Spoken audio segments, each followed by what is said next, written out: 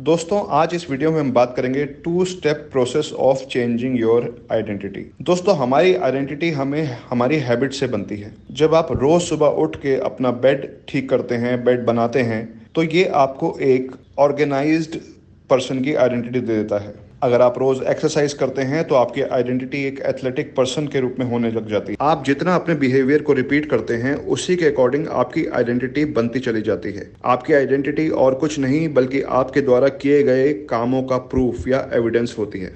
दोस्तों हम सब में अच्छी और बुरी आदतें होती हैं और कोई भी इंसान परफेक्ट नहीं हो सकता।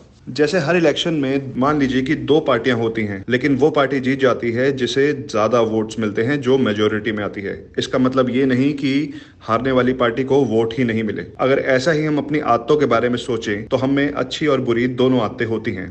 और अगर हम अपनी अच्छी आदतों को बढ़ाते हैं यानी कि उसे ज़्यादा मेजोरिटी में रखते हैं तो हम जीवन में एक सफल व्यक्ति बन सकते हैं। आइए इसे बहुत ही सिंपल तरीके से 2 स्टेप्स में समझ लेते हैं।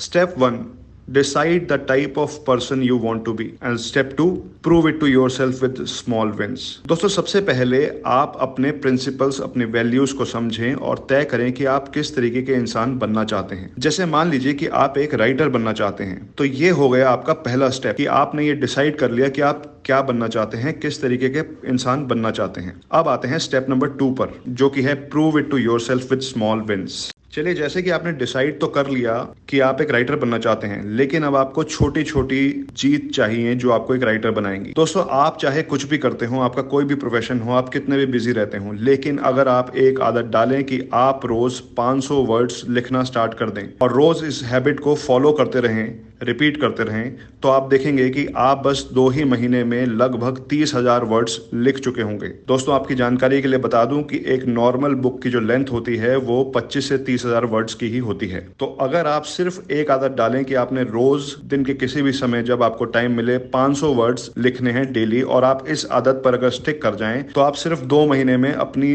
बुक का फर्स्ट ड्राफ्ट लिख चुके होंगे।